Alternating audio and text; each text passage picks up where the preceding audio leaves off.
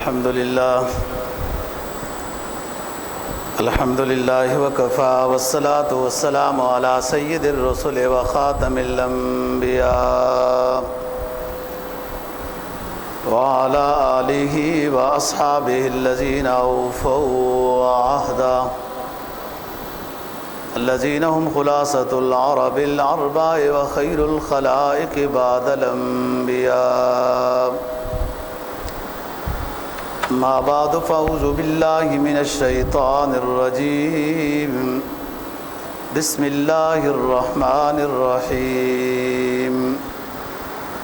قد أفلح من تزكى وذكر اسم ربه فصلى بل تؤثرون الحياة الدنيا والآخرة خير وأبقى إن هذا لفي الصحف الأولى صحف إبراهيم وموسى. قال النبي صلى الله عليه وسلم صدقة الفطر طعمة للمساكين وطهرة للصيام من اللغو والرفث. صدق الله العظيم وصدق رسوله النبي الأمي الكريم ونحن على ذلك لمن الشاهدين والشاكرين والحمد لله رب العالمين. آخری پارہ سورہ اعلیٰ کی چند آیات کریمہ تلاوت کی ہیں اور جناب نبی پاک صلی اللہ علیہ وسلم کا ایک فرمان تلاوت کیا ہے جس کو امام مسلم نے روایت کیا ہے. قرآن مجید کی آیت کریمہ کا مفہوم یہ ہے قد افلح من تزکا، کامیاب ہو گیا وہ شخص جس نے اپنے آپ کو پاک کر لیا، صاف کر لیا. وذکر اسم ربہ فصلی، اور اپنے رب کو یاد رکھتا ہے، ذکر کرتا ہے اور نماز کی پابندی کرتا ہے. فصلی قد افلح من تزکا وذکر اسم ربہ فصلی بل تؤثرون الحیات الدنیا، بلکہ لوگوں کی ترجیحات تو یہ ہیں کہ دنیا کو ترجیح دیتے ہیں، دنیا بنانے کی زیادہ فکر ہے. حالانکہ والآخرۃ خیر وابقی، آخرت نہ ختم ہونے والی ہے اور وہ اس کے لیے اگر کچھ کیا جائے تو زیادہ بہتر ہوگا. ان ھذا لفی الصحف الاولی صحف ابراہیم و موسیٰ. یہ بات جو ہم تمہیں بتا رہے ہیں یہی بات ابراہیم علیہ السلام کی شریعت کی تھی، موسیٰ علیہ السلام کی اور دیگر شریعتوں کی بھی تھی. آپ کے سامنے جو حدیث تلاوت کی اس کا ترجمہ یہ ہے کہ صدقۃ الفطر ہر صاحب حیثیت نے نکالنا ہے، اپنی طرف سے بھی اور اپنے ماتحت چھوٹے بچوں کی طرف سے بھی. یہ صدقۃ الفطر ایک تو غریب کا فائدہ ہو جاتا ہے کہ ان کے گھر بھی کھانا وغیرہ بن جاتا ہے، اور دوسرا صدقۃ الفطر کا یہ فائدہ ہوتا ہے کہ روزے دار کے روزے میں کچھ مکروہات ہوتی رہتی ہیں تو ان مکروہات کے دور کرنے کا سبب بن جاتا ہے صدقۃ الفطر. فرمایا قد افلح من تزکا، کامیاب ہو گیا وہ شخص جس نے اپنے آپ کو پاکیزہ کر لیا، ظاہری اعتبار سے، روحانی اعتبار سے، زبان کے اعتبار سے، کان گویائی سنوائی سب چیزوں کے لحاظ سے اپنے آپ کو صاف ستھرا کر لیا ہے. تزکا یہ باب تفاعل ہے عربی گرامر کے لحاظ سے. مطلب یہ ہوتا ہے کہ پاک کرنے میں محنت لگے گی. ایک تو ہوتا ہے کہ وہ شخص پاک ہو گیا، اس میں اتنی محنت نہیں ہے. انسان نے جو اپنے آپ کو پاک صاف کرنا ہے اس میں محنت اور مشقت کا عمل دخل ہے. قد افلح من تزکا، جس شخص نے اپنے آپ کو خوب محنت کر کے پاک کیا. سب سے پہلی پاکیزگی عقیدے کے لحاظ سے ہے عقیدے میں شرک نہ ہو، پھر اس کے بعد نماز، روزہ، زبان، معاملات، رہن سہن، سب چیزیں پاک ہوں۔ اب کیسے پاک ہوں گی؟ کہ جب یہ شریعت کو سمجھے گا، شریعت کو پڑھے گا، اس پر عمل کی فکر کرے گا، نیک لوگوں کی صحبت میں رہے گا، تو اس کو اپنے آپ کو پاک کرنے کا طریقہ آئے گا۔ بہت سارے لوگ کہ جو وہی بات کہتے ہیں تو ناراض ہو جاتے ہیں سننے والے، اور ایک معزز شخص وہی بات کہتا ہے تو اگلے بندے کو بات بھی سمجھ آتی ہے، کوئی ناراض بھی نہیں ہوتا۔ یہ تزکیٰ کا تعلق آپ کے عقیدے سے لے کر زندگی کے تمام امور میں داخل ہے۔ سلیقے کی گفتگو ہو، رہن سہن ہو، ساتھیوں سے ملنا جلنا ہو، معاملات اچھے ہوں، اخلاق اچھے ہوں، عبادات اچھی ہوں، اور دل کے اندر بھی کوئی گند مند، کوئی بغض، کوئی کینہ نہ ہو۔ دل کے گناہ بڑے گناہ ہیں جو چھپے ہوئے ہوتے ہیں، بعض دفعہ ان گناہوں کی طرف توجہ ہی نہیں ہوتی۔ ایک بندہ دوسرے کو مارنے کو تو گناہ سمجھتا ہے، چوری کو گناہ سمجھتا ہے، ڈاکے کو گناہ سمجھتا ہے، شراب پینے کو گناہ سمجھتا ہے وغیرہ، لیکن ایک بندہ وہ دل کے لحاظ سے اپنے آپ کو اونچا، دوسروں کو حقیر سمجھ رہا ہے، دوسروں کے بارے میں دل میں کینہ رکھا ہوا ہے، بغض رکھا ہوا ہے، اور یا دل میں گندی سوچیں ہیں۔ اب یہ جو ہیں دوسرے لوگوں کو تو گناہ نظر نہیں آ رہے، اور یہ گناہ بڑے ہیں، یہ گناہ بڑے ہیں کہ جس میں دوسرے کو حقیر سمجھنا، اپنے کو اونچا سمجھنا، اور دوسرے کے بارے میں کینہ رکھنا۔ اس کینہ کا مطلب ہوتا ہے اس کے بارے میں نقصان کا سوچنا، کہ فلانے کا یوں ہو جائے، فلانے کا یوں ہو جائے۔ اب یہ اندر کے چھپے ہوئے گناہ ہیں، ان گناہوں سے بھی بچنا اسی طرح فرض اور ضروری ہے، اور یہ بھی گناہ کبیرہ ہے۔ جس طریقے سے بندہ ظاہری گناہوں سے بچتا ہے، شرک سے بچتا ہے، بدعت سے بچتا ہے، جھوٹ سے بچتا ہے، یا چوری سے، ڈاکے سے، ان چیزوں سے بچتا ہے کیونکہ وہ بڑے گناہ ہیں، اسی طریقے سے انسان کے اندر کے گناہ ہیں جو انسان کو غلط طرف لے جاتے ہیں، اور بعض دفعہ انسان کو پتہ بھی نہیں ہوتا کہ مجھ سے یہ گناہ ہو رہے ہوتے ہیں۔ دونوں طرح کے گناہوں سے پاکی ضروری ہے۔ قد افلح من تزکیٰ، وہ شخص کامیاب ہو گیا جس نے اپنے آپ کو پاکیزہ کر لیا۔ اور میں نے ابھی بتایا ہے کہ اپنے آپ کو پاکیزہ کرنا یہ اتنا آسان نہیں ہوگا، اس پر محنت ہے، ایک اچھے ماحول میں رہنا ہے، اچھے لوگوں، نیک صلحاء کی صحبت میں رہنا ہے، تسلسل سے، ایک دو دن سے نہیں، ہمیشہ جوڑ کے رہنا ہے، اسلامی کتابوں کو پڑھنا ہے، اس کو سمجھنا ہے، اس کے مطابق عمل کرنا ہے۔ یہ سب سفر ہے جو آپ اپنے آپ کو پاکیزہ کر رہے ہیں، پاکیزہ۔ اور اگر اس طرح نہیں ہوگا تو پھر اولئک کالانعام بل ھم اضل، انسان جانور سے بھی بدتر ہو جاتا ہے۔ جب اپنی فطرتی تعلیم سے دور ہو جاتا ہے، اپنی فطرتی اسلامی تعلیم سے جب دور ہو جاتا ہے تو اس پر حیوانیت غالب آ جاتی ہے، وہ جانوروں سے بھی بدتر ہو جاتا ہے، عقیدہ بھی خراب ہو جاتا ہے، رہن سہن بھی خراب ہو جاتا ہے، زبان بھی گندی ہو جاتی ہے، گالی گلوچ کے لحاظ سے، غیبت کے لحاظ سے، یا اونچا اونچا آوازیں کسنے کے لحاظ سے زبان بھی گندی ہو جاتی ہے، نظر بھی گندی ہو جاتی ہے، کان بھی گندے ہو جاتے ہیں کہ غلط چیزیں سننے لگ جاتا ہے۔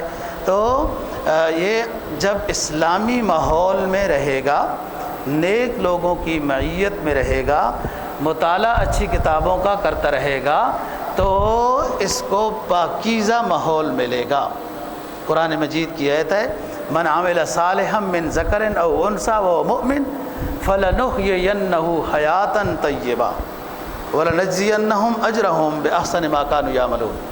من عمل صالحا من ذکر او انثی وهو مؤمن، جو شخص نیک ہوا، خواہ مرد ہے عورت ہے، اس حال میں کہ وہ ایمان والا ہے، نیک ہوا اس حال میں کہ وہ ایمان والا ہے، فَلَنُحْيِيَنَّهُ حَيَاتًا طَيِّبًا، ہم اس کی یہ والی زندگی بھی پاکیزہ کر دیتے ہیں، وَلَنَجْزِيَنَّهُمْ أَجْرَهُمْ بِأَحْسَنِ مَا كَانُوا يَعْمَلُونَ، اور آخرت کی زندگی اس کی اور اچھی ہو جاتی ہے۔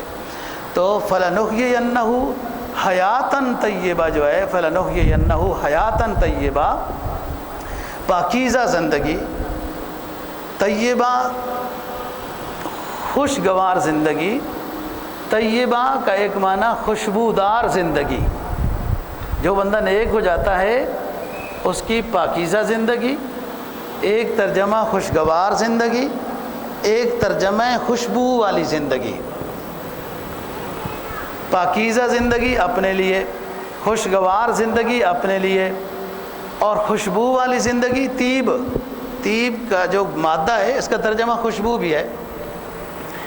خوشبو والی زندگی، نیک بندے کی زندگی خوشبو والی زندگی ہو جاتی ہے۔ جیسے بندہ خوشبو لگاتا ہے نا جی، دوسرے کو بھی مہکتی ہے۔ مرد کے لیے خوشبو لگانا وہ مسنون ہے جو دور تک جائے، عورت کے لیے خوشبو مسنون وہ ہے جو اسے خود آئے، دوسروں کو نہ آئے۔ تو خوشبو والی زندگی نیک بندے کی بن جاتی ہے، جیسے خوشبو دوسروں کو آتی ہے، لگائی ہوئی ایک بندے نے ہے، ایسے ہی نیک بندے کی خوشبو دوسروں تک جاتی ہے، دوسروں کو بھی وہ نیکی کی دعوت دیتا ہے، دوسروں کو بھی نیک بناتا ہے۔ بعض دفعہ وہ نیک بندہ دعوت نہیں دیتا، اس کی نیکی ایسی ہوتی ہے، اس کا اٹھنا بیٹھنا، کاروبار، لین دین، چال چلن ایسا ہوتا ہے کہ لوگ خود بخود اس سے متاثر ہوتے ہیں، خود بخود متاثر ہوتے ہیں۔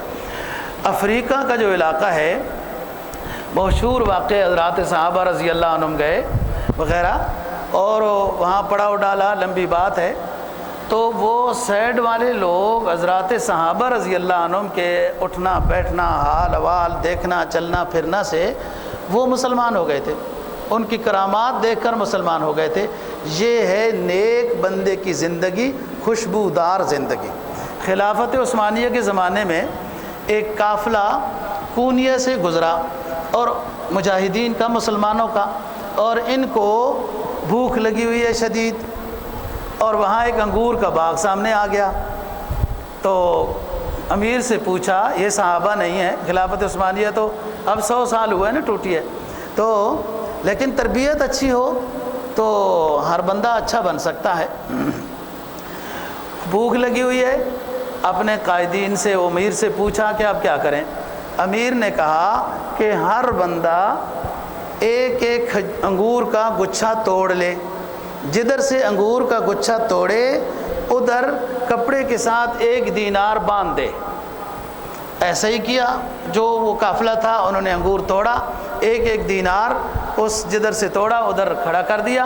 امیر نے خط لکھا اور وہ درخت کے ساتھ لٹکا دیا۔ یہ گاؤں عیسائیوں کا تھا، یورپ کا۔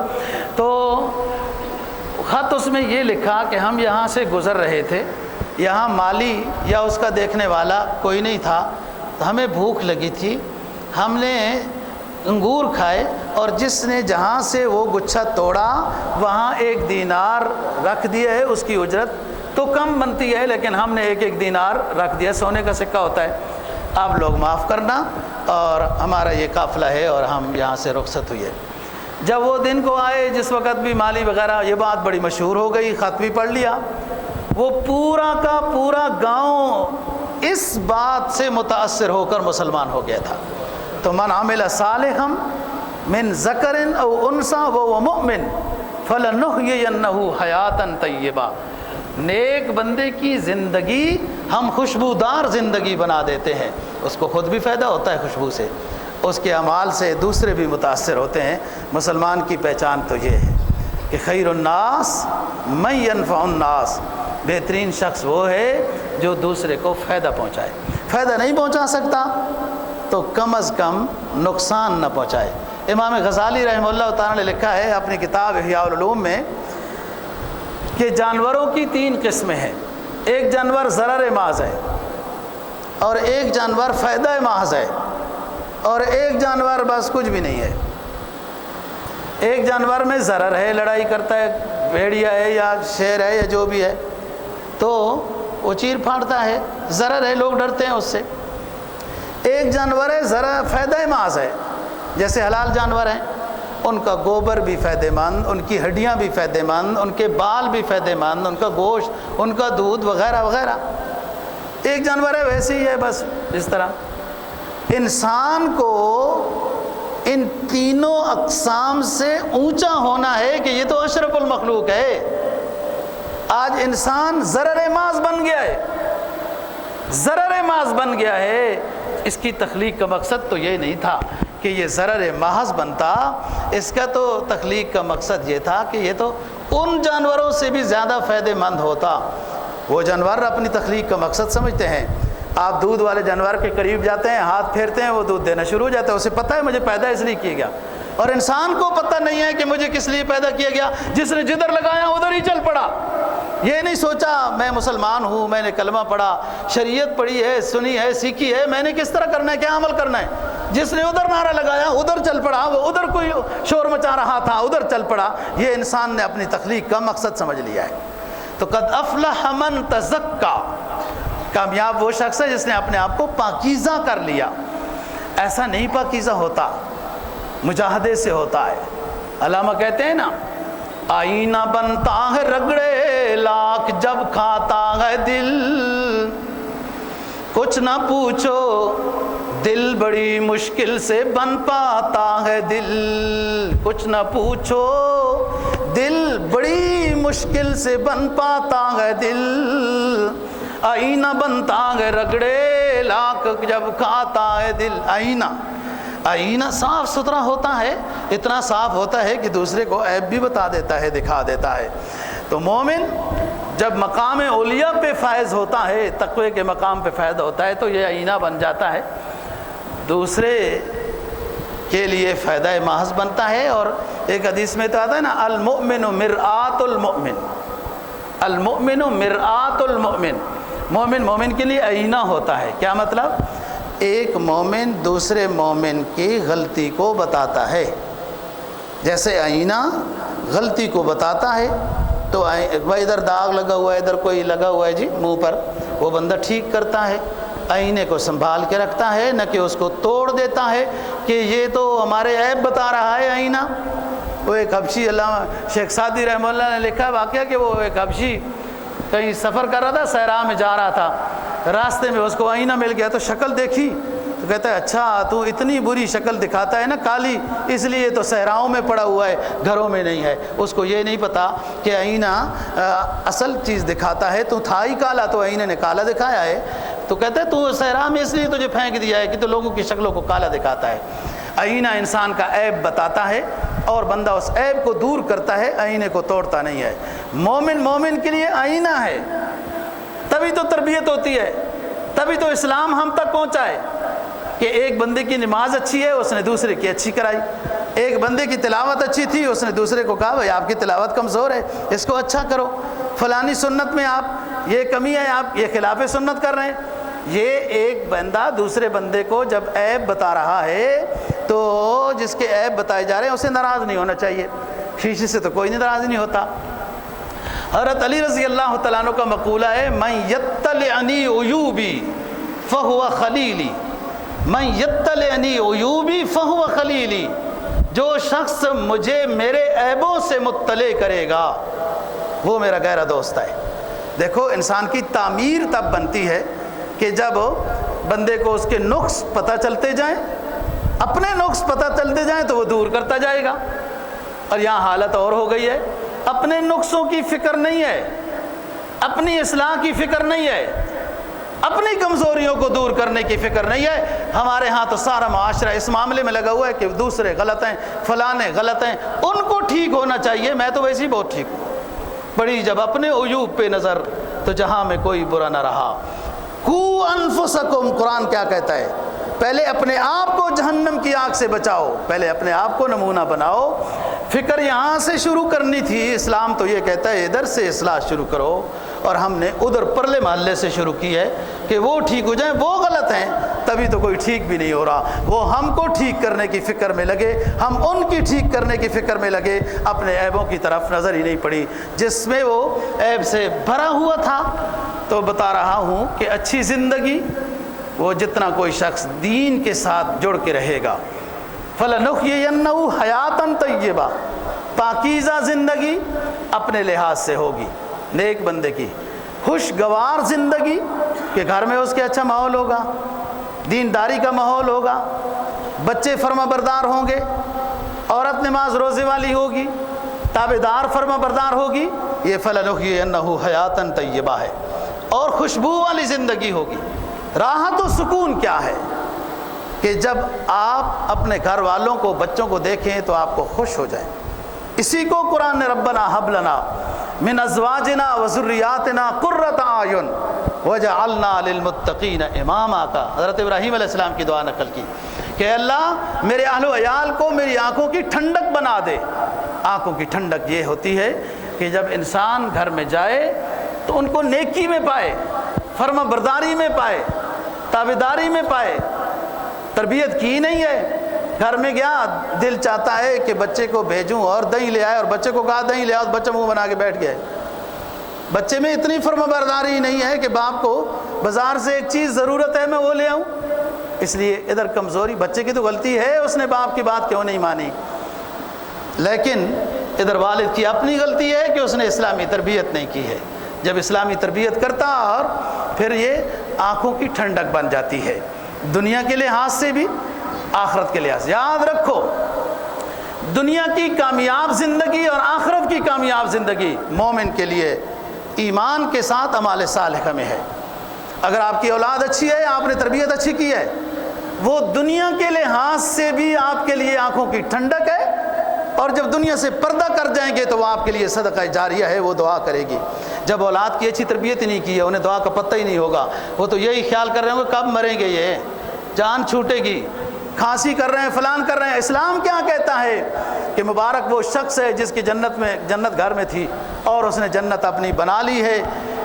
اور نیک بچے جب والدین دنیا سے چلے بھی جائیں تو ان کو دعائے مغفرت میں کبھی نہیں بھولتے۔ تو قد افلح من تزکا وذکر اسم ربہ فصلی، کامیابی دوستو اس میں ہے۔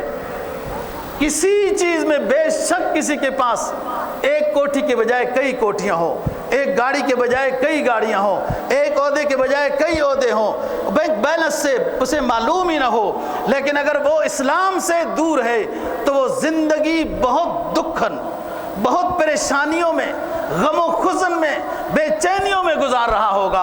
اور ایک وہ شخص ہے جو اسلام کے قریب ہے، بھلے اس کے پاس اتنی سواریاں بھی نہیں، اتنے بینک بیلنس بھی نہیں، لیکن وہ راحت میں ہوگا۔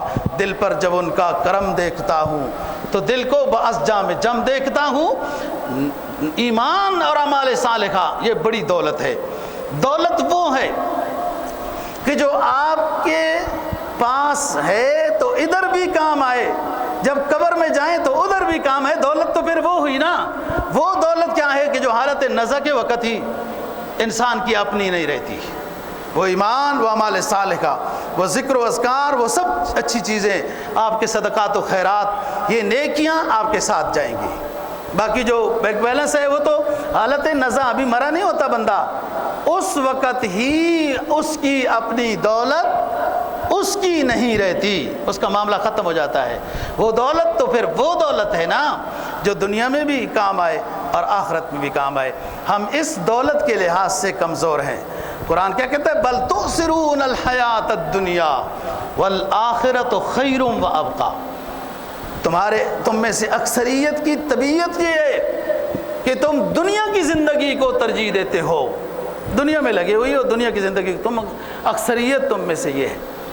حالانکہ والآخرۃ خیر وابقیٰ، اور اسلام اتنی وسعت رکھتا ہے، اتنی بڑی تعلیمات رکھتا ہے کہ اگر آپ کاروبار کر رہے ہیں، اسلام کے مطابق کر رہے ہیں، نیت اچھی ہے تو کاروبار بھی ثواب ہے آپ کا، پیغمبرانہ سنت ہے۔ التجار الصدوق یحشرون الی یوم القیامہ مع النبیین والصدیقین والشہداء۔ سچے تاجر جو سچ بول کر تجارت کرتے ہیں یہ اتنے اونچے ہیں کہ میدان حشر میں ان کا اٹھنا انبیاء کے ساتھ، صدیقین کے ساتھ، شہداء کے ساتھ ہوگا۔ تو اسلام تو کاروبار سے نہیں منع کرتا، علوم عصریہ سے منع نہیں کرتا، اسلام نظریہ تبدیل کرنے سے روکتا ہے۔ آپ کا نظریہ اسلام ہو، آپ کا عقیدہ توحید ہو، آپ کا چلن اٹھن بیٹھن اسوہ حسنہ کے مطابق ہو، اسلام اس چیز کا درس دیتا ہے۔ آپ بازار میں بھی جائیں، چوتھا کلمہ پڑھیں، بازار کی دعا کریں اور نیت کریں کہ اپنے بچوں کے لیے چیز لینے جا رہا ہوں کہ شریعت نے میرے اوپر یہ حکم ضروری کیا ہے، تو وہ بھی ثواب بن جاتا ہے۔ ہر بندہ اپنے چھوٹے بچوں سے پیار کرتا ہے، اچھے لگتے ہیں۔ اسی پیار میں اگر زاویہ نظر ٹھیک ہو جائے کہ کہے میں اس لیے چھوٹے بچوں سے پیار کرتا ہوں کہ میرے پیغمبر صلی اللہ علیہ وسلم کی سنت یہ ہے، تو بچے سے پیار تو ایک طبعی معاملہ ہے، اس سے پہلے سنت کی نیت ہو گئی تو بچے اپنے بچے سے پیار کرنا بھی ثواب بن گیا ہے۔ دیکھو نہانا دھونا، ہاتھ دھونا، اسلام کا ہر کام، ہر حکم انسان کی ضرورت کا ہے، انسان کی۔ لوگوں نے کرونا مرونا کا ڈرامہ بنایا اور کیا کہا، ہاتھ دھو، فلان کرو، سینیٹائزر کرو۔ اسلام نے تو پہلے ہی کہا جاگنے کے بعد سب سے پہلے ہاتھ دھو، کھانے سے پہلے ہاتھ دھو، کھانے کے بعد ہاتھ دھو، 5 وقت وضو بناؤ، نماز پڑھو اور مسواک کرو۔ اسلام تو پہلے ہی یہ کہتا ہے کہ صفائی ستھرائی۔ اسلام نے تو اتنا بڑا دعویٰ کیا کہ آپ کی صفائی ستھرائی نصف ایمان ہے، باقی دوسرے نصف کی آپ کوشش کریں۔ نصف آپ کو حاصل ہو گیا تو سارے جراثیم مر جاتے ہیں۔ جراثیم سب گندگی ہے کفر و شرک کی، سب بدعمالیوں کی، جب وہ دور ہوگی تو سب جراثیم۔ فَلَنُحْيِيَنَّهُ حَيَاتًا طَيِّبًا، کہ انسان جب نیک بن جاتا ہے، عمل صالح والا ہوتا ہے، عقیدہ اس کا درست ہوتا ہے، اعمال درست ہوتے ہیں، فَلَنُحْيِيَنَّهُ حَيَاتًا، اس کی زندگی سکون والی ہوتی ہے۔ جو بندہ اسلام سے دور ہے، اسباب راحت ہو سکتے ہیں اس کے پاس، اسباب راحت نہیں نصیب ہو سکتی، اچھے اچھے پنکھے، کلینے، اے سی وغیرہ وغیرہ صوفے ہو سکتے ہیں، یہ اسباب راحت ہیں، راحت نہیں ہے۔ راحت اللہ اور رسول کی تعلیمات کے اندر ہے، راحت اللہ اور رسول کی تعلیمات میں۔ یہ ساتھی جو مسجد کا چندہ کرتے ہیں، یہ تنخواہوں کے لیے ہے اس دفعہ، تو ہر ساتھی کوشش کیا کرے کہ اس اجتماعی چندے میں شریک ہو۔ یہ کوئی حکومت کی مسجد نہیں ہے کہ جو اس کے خرچے سے چلتی ہے، یہ آپ حضرات کے تعاون کے ساتھ مسجد کے جملہ بل وغیرہ، صفائی ستھرائی، خادمین، تنخواہیں وغیرہ، کل مسجد کے خرچ اخراجات نمازیوں کے تعاون کے ساتھ ہیں۔ ابھی جو ساتھی یہ چندہ کریں گے، یہ اس دفعہ تنخواہوں کے لیے چندہ ہو رہا ہے۔ تو ہم بات کر رہے ہیں کہ اسلام کو سمجھنے کی کوشش کی جائے۔ جتنا کوئی بندہ سکون چاہتا ہے، جتنا فل سکون چاہتا ہے، فل اسلام میں آئے۔ جتنا وہ اسلام میں جاتا جائے گا، اتنا سکون حاصل کرتا جائے گا، اور جتنا وہ اسلام کے عمل کرنے میں کمزور ہوگا، اتنے اس کے پاس بے سکونی ہوگی، اتنا اس کے گھر میں بے سکونی ہوگی، اتنے اس کے کاروبار میں بے سکونی ہوگی، اتنے اس کے دفتر میں بے سکونی ہوگی، جو جتنا اسلام سے دور ہوگا۔ اور جو جتنا اپنے آپ کو اسلام کے رنگ میں دھوئے گا، پروئے گا، اتنا وہ سکون پائے گا، راحت پائے گا۔ اسلام قرآن کہتا ہے یا ایھا الذین آمنوا ادخلوا فی السلم کافہ، اے ایمان والو پورے کے پورے اسلام میں داخل ہو جاؤ۔ آدھا تتر آدھا بٹیر یہ نہیں ہوتا، دو رنگی چھوڑ یک رنگ ہو جا، یا سراسر موم یا پھر سنگ ہو جا۔ ہم نے کلمہ پڑھا ہے، اور ادھر سے ہمارا عقیدہ ہے کہ روزی رزاق اللہ پاک ہے، روزی رزاق کوئی نہیں ہے۔ پھر ہم سے ایسی غلطیاں کیوں ہوتی ہیں کہ ہم اپنے عقیدے کے لحاظ سے ہی کمزور ہو جاتے ہیں۔ تو عید کا اجتماع ہے، اور اس میں ماشاءاللہ رمضان کے مہینے میں آپ حضرات نے عبادات کی، روزے، تراویح وغیرہ، تلاوت، صدقات، خیرات، زکوٰۃ ادا کی ہیں۔ مالی عبادات میں سے صدقۃ الفطر بھی ایک مالی عبادت ہے۔ صدقۃ الفطر فطرانہ، اور اسی سے عید الفطر بھی ہے۔ فطرہ، افطرہ، کا لغوی معنی ہے کھانا کھانا. تو عید پر چونکہ ابھی تک رکاوٹ تھی اور عید پر گویا کہ کھانے کی اجازت ہو گئی. اور ایسی اجازت ہے کہ اگر کوئی شخص عید کے دن روزہ رکھے گا تو گنہگار ہوگا. فرمایا لا تصوموا فی هذه الايام فانها ایام اکل وشرب وباء. عید کے دنوں میں چھوٹی عید کا ایک دن، بڑی عید کے 3 دن، ان میں روزہ نہ رکھو. کوئی روزہ رکھے گا گنہگار ہوگا. آپ کھاؤ پیو، اچھا کھانا بناؤ. صدقۃ الفطر صاحب حیثیت شخص پر جو 80 85 88 90 ہزار کی مالیت رکھتا ہے، پیسے ہوں یا گھر میں ضرورت سے زائد سامان ہو، یہ صاحب حیثیت کہلاتا ہے. 52.5 تولہ چاندی کی مالیت جس کے پاس ہو، پیسوں کی شکل میں، ضرورت سے زائد گھر سامان کی شکل میں، تو یہ شخص صاحب حیثیت کہلاتا ہے. اس پر صدقۃ الفطر اپنی طرف سے بھی واجب ہے، اور جو بچے اس کی زیر پرورش ہیں ان کی طرف سے بھی. اس کی بیگم کام کاج نہیں کرتی، وہ گھر کے کام کرتی ہے، تو بیگم کی طرف سے بھی. اپنے والدین بوڑھے ہیں، وہ کچھ کماتے نہیں ہیں، ان کی طرف سے بھی. اپنی چھوٹی اولاد جو کماتی نہیں ہے ان کی طرف سے بھی گھر کے سربراہ پر صدقۃ الفطر واجب ہے. اور کوئی بڑی اولاد ہے، وہ کماتی بھی ہے اور والد صاحب بھی صاحب حیثیت ہے، تو وہ بڑی اولاد کا بھی فطرانہ ادا کرنا چاہتا ہے تو ان کو بتا دے، ادا ہو جائے گا. کہ جو بے شک بچے کمائی کرنے والے ہیں ان کو کہتا ہے کہ میں آپ کی طرف سے بھی صدقۃ الفطر ادا کر رہا ہوں، تو ادا ہو جائے گا، ان کو بتا دے. صدقۃ الفطر کی جو حدیث ہے وہ ایک ہی حدیث ہے جس میں 4 چیزوں کا ذکر ہے. گندم کا جو نصف سا ہے، جو، کشمش اور کھجور، ان تینوں چیزوں کا کامل سا ہے فی کس کی طرف سے. گندم نصف سا ہے، باقی جو، کشمش اور کھجور، یہ تینوں ایک بندے کی طرف سے 3.5 کلو ہے. کیوں ایسا ہے؟ گندم آدھا سا، 1.25 کلو، 2 کلو، اور یہ چیزیں 3.5 کلو فی بندے کی طرف سے کیوں ہیں؟ یہ بات سمجھنے کی ہے. مدینہ طیبہ میں جب رسول پاک صلی اللہ علیہ وسلم نے مقادیر شرع مقرر کی ہیں، مقادیر شرع، تو اس وقت مدینہ میں گندم نایاب چیز شمار ہوتی تھی، مہنگی تھی. اس لیے گندم کے بارے میں آپ نے فرمایا نصف سا، آدھا سا. کھجور، جو اور کشمش یہ مدینہ میں ایک عام چیز تھی، اس لیے فی کس پورا سا یعنی 3.5 کلو کھجور یا 3.5 کلو جو یا 3.5 کلو زبیب کشمش دے گا. ایک ہی حدیث کے یہ 4 چیزیں ہیں.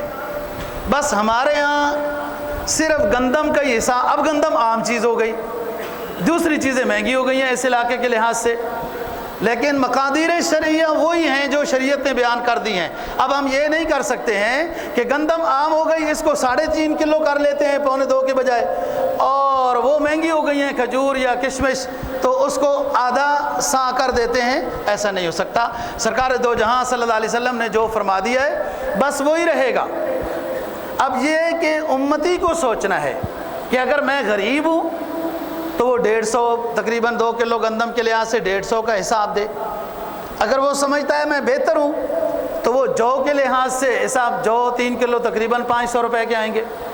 اور اگر وہ سمجھتا ہے کہ میں اس سے بھی بہتر اللہ نے مجھے عطا کیا ہے تو وہ کھجور کے لحاظ سے دے، تقریباً 1500 روپے میں اچھی کھجور 3 کلو 3.5 کلو آئے گی. وہ سمجھتا ہے میں اور اچھا ہوں، اللہ کا فضل ہے، تو وہ کشمش کے لحاظ سے صدقۃ الفطر ادا کرے جو تقریباً 3000 روپے کے لگ بھگ کشمش 3.5 کلو آئے گی. تو ایک ہی چیز بتا دی جاتی ہے اور لوگ ہی اسی ادنا سی ادنا چیز کے اوپر صرف عمل کرتے ہیں. ایسا نہیں ہے. ادنا پر عمل کرنے سے ادا تو ہو جائے گا، لیکن حصہ بقدر الجسہ، جس بندے کی جتنی توفیق ہے اس کے مطابق اس کو فطرانہ ادا کرنا ہے. جو بندہ صاحب حیثیت و ثروت ہے تو اسے کشمش سے، کھجور، تمر سے. اپنی طرف سے، اپنے گھر والوں کی طرف سے جب وہ کام نہیں کرتی، بعض تو چلو یہ اسلام آباد دارالخلافہ ہے، بعض کی بیگمات کام بھی کرتی ہیں تو وہ اپنا ادا کرے گی. اور چھوٹے بچوں کی طرف سے بھی عید کی نماز سے پہلے ادا ہو جائے تو بہت اچھی بات ہے، لیکن اگر آپ گاؤں جانا چاہتے ہیں عید کے بعد اور وہاں کوئی غریب لوگ ہیں، آپ نے ان کو دینا ہے تو کوئی حرج کی بات نہیں ہے، آپ عید کے بعد ادھر ان کو دے سکتے ہیں۔ دو باتیں سمجھا دیں، ایک صدقۃ الفطر والی حدیث، اس میں 4 چیزیں اکٹھی ہیں، لوگ صرف گندم پر ہی عمل کرتے ہیں، اور دوسری چیز کہ عید کی صبح سے، عید کا چاند جیسے نظر آیا اس سے پہلے پہلے جو شخص پیدا ہو گیا بھلے وہ 1 دن کا ہے، اس کا بھی فطرانہ دینا ہوگا۔ اللہ تعالی ہمیں دین کی سمجھ اور اس پر عمل کی توفیق نصیب فرمائے۔ عید کی نماز میں خطبہ عید کی نماز کے بعد ہے، جمعہ کی نماز میں خطبہ جمعہ کی نماز سے پہلے ہے۔ اسی سے ہی آپ دیکھ لیں، شریعت نام ہے بات ماننے کا، کہ جب شریعت نے کہا جمعے میں کہ خطبہ پہلے ہوگا عربی تو دنیا پہلے پڑھتی ہے، عید کی نماز میں فرمایا پہلے نماز ہے اور پھر اس کے بعد خطبہ ہے، تو اسی طریقے سے عمل کیا جاتا ہے۔ دیکھو ہر نماز کے لیے اذان ہے، اقامت ہے، عید کے لیے فرمایا کہ اذان اقامت نہیں ہے۔ اب یہاں اذان اقامت کوئی کرے گا تو خلاف سنت ہے، عام نماز میں کوئی اذان اقامت نہیں دے گا، ویسے جماعت کرائے گا تو خلاف سنت ہے۔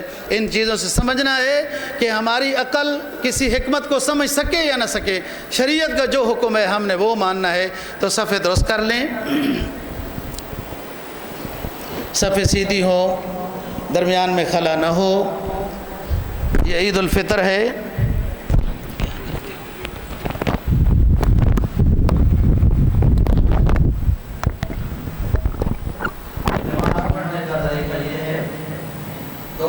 نماز عید الفطر کما غیر تکبیرات والے بات کے پیچھے سے مان کے منہ قبلے کی طرف اور اللہ اکبر، امام صاحب اللہ اکبر کہے گا، آپ بھی اللہ اکبر کہیں گے، اور اس کے بعد امام صاحب ثنا پڑھے گا، پھر اس کے بعد پھر امام اللہ اکبر اللہ اکبر اللہ اکبر 3 مرتبہ وقفے سے کہے گا، کانوں کو ہاتھ لگائیں گے اور آپ بھی کانوں کو ہاتھ لگائیں گے اور اللہ اکبر کہیں گے۔ پھر امام قرات کرے گا، سورہ الحمد اور سورت پڑھے گا، رکوع کرے گا، 2 سجدے کرے گا۔ دوسری رکعت میں جب امام آئے گا تو امام صاحب پہلے الحمد شریف پڑھے گا، پھر اس کے بعد سورت پڑھے گا، رکوع سے پہلے امام پھر 3 مرتبہ وقفے کے ساتھ اللہ اکبر اللہ اکبر اللہ اکبر کہے گا، آپ بھی کہیں گے دل میں اور کانوں کو ہاتھ لگائیں گے۔ چوتھی مرتبہ جب امام اللہ اکبر کہے گا تو ہم رکوع میں جائیں گے، سب درست کر لیں۔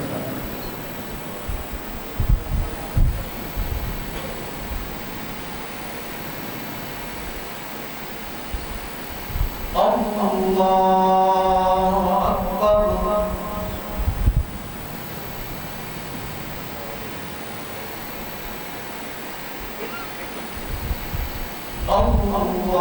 اللہ اکبر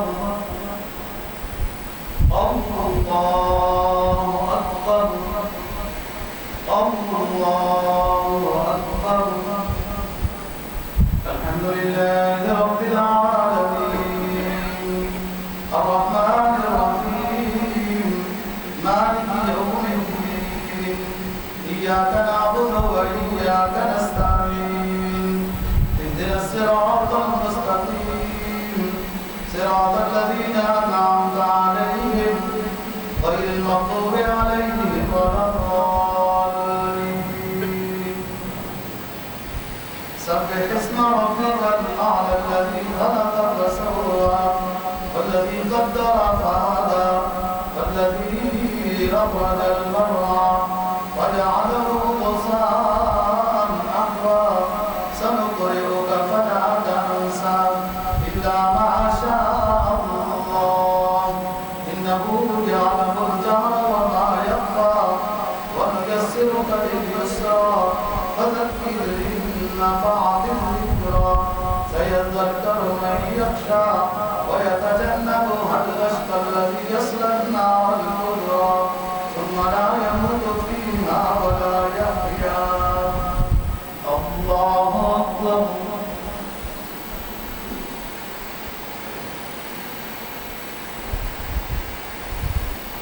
سمع الله لمن حمده۔ الله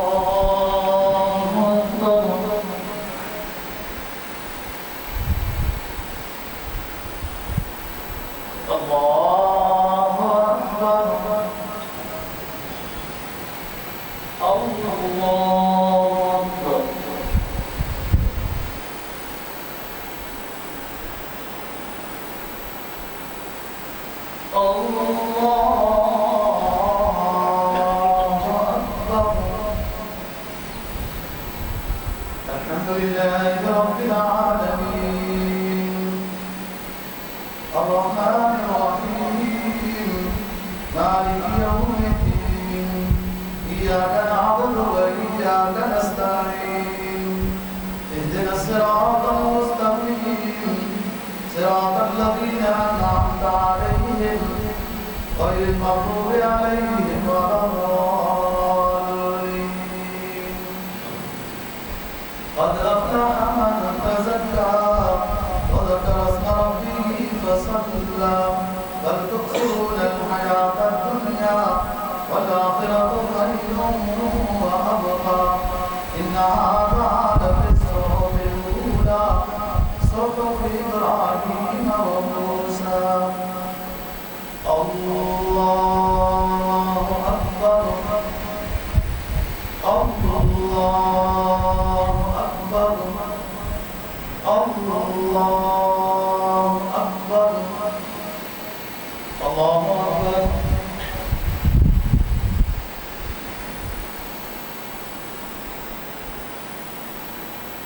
سمع الله لمن حمده الله أكبر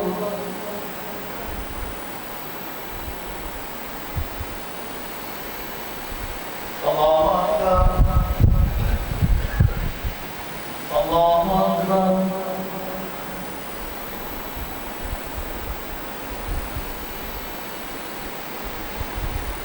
الله أكبر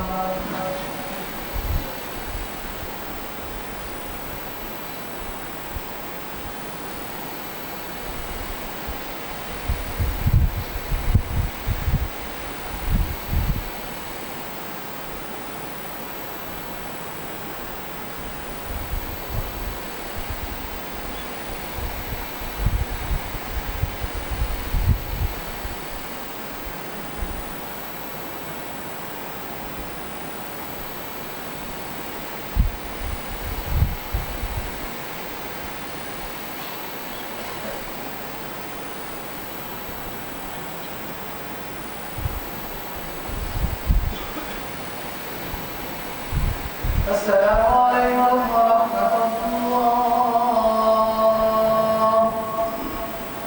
السلام عليكم ورحمة الله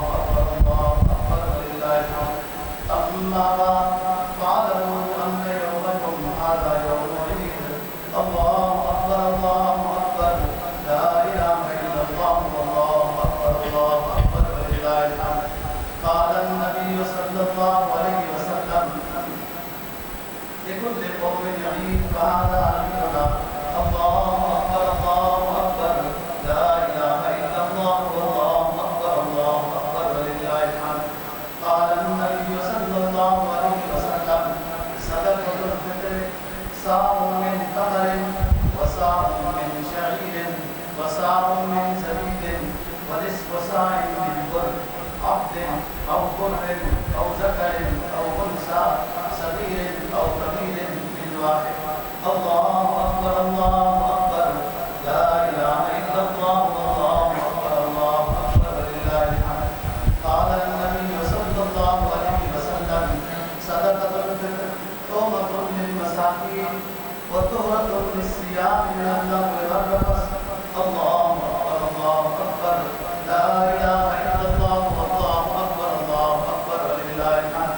قال النبي صلى الله عليه وسلم من صام رمضان ثم أتبعه ستا من شوال كان كصيام الدهر.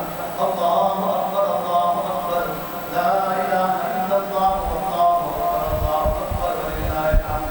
قد أفلح من تزكى وذكر اسم ربه فصلى بل تؤثرون الحياة الدنيا والآخرة خير وأبقى إن هذا لفي الصحف الأولى صحف إبراهيم وموسى.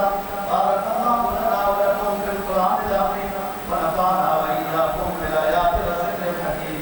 أستغفر الله لي ولكم ولسائر المسلمين فاستغفروه إنه هو الغفور الرحيم.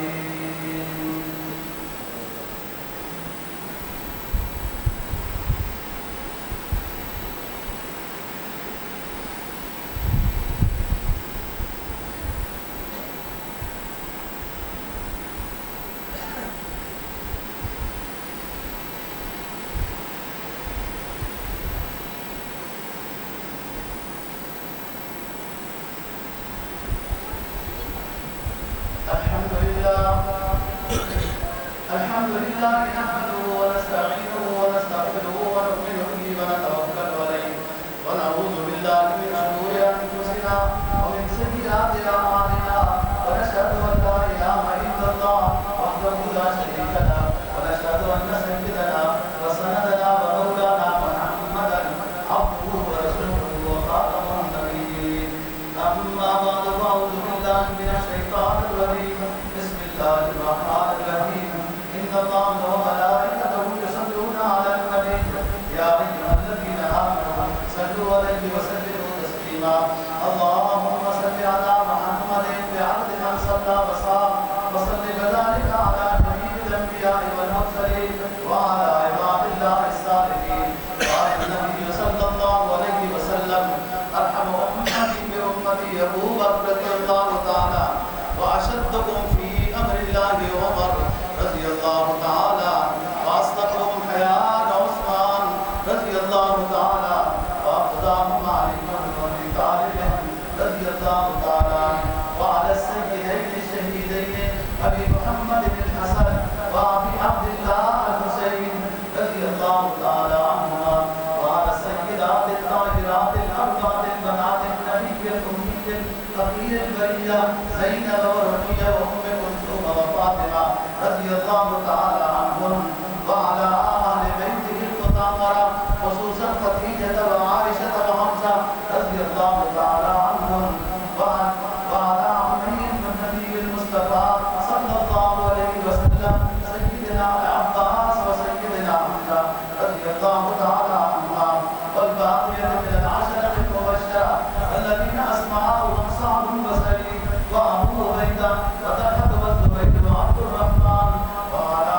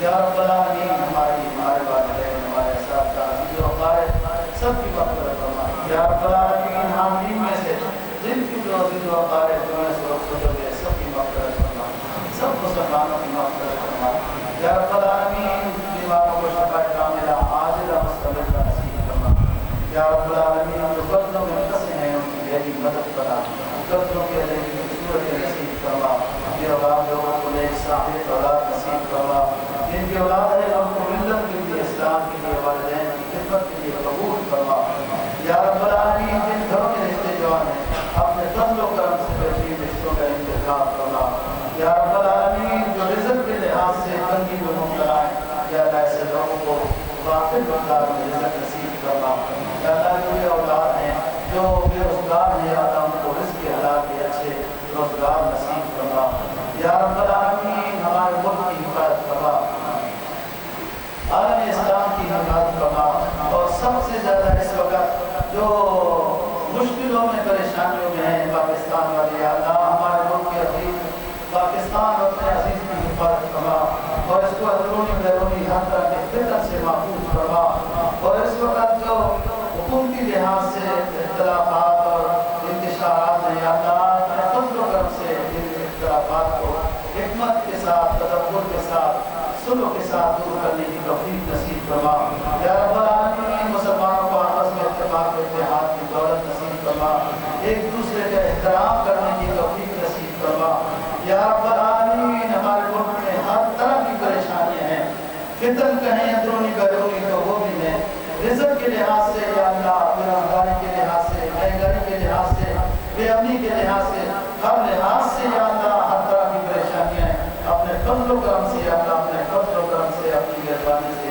اپنے فضل و کرم سے یا اللہ ہمارے ملک کی تمام پریشانی کو دور فرما یا رب العالمین ہم کو آپس میں شیر و شکر فرما آپس میں اتفاق و اتحاد کی دولت نصیب فرما یا اللہ ہمیں اپنے دوست اور دشمن پہچاننے کی جو اللہ رسول کے دشمن ہے یا اللہ ہمارے وہ دشمن ہیں ہمیں وہ دشمن پہچاننے کی یا اللہ صلاحیت اور توفیق نصیب فرما یا رب العالمین جو ہم نے روزے رکھے زکوٰۃ ادا کی صدقات و خیرات تراویح تلاوت اور جو نیکیاں کی یا اللہ ان نیکیوں میں بہت کمیاں ہیں کوتاہیاں ہیں یا اللہ ان میں کئی مکروہات ہو گئے یا اللہ ان کمیوں کوتاہیوں مکروہات کو یا اللہ معاف فرما اپنے فضل و کرم سے ہمارے روزے تلاوت زکوٰۃ صدقات فطرانہ عید کی نماز جمعہ تراویح یا اللہ اپنے فضل و کرم سے ہماری عبادات کو قبول فرما اس کے نتیجے میں ہم سب کی عطا مغفرت فرما ربنا تقبل منا انك انت السميع العليم وتب علينا انك انت التواب الرحيم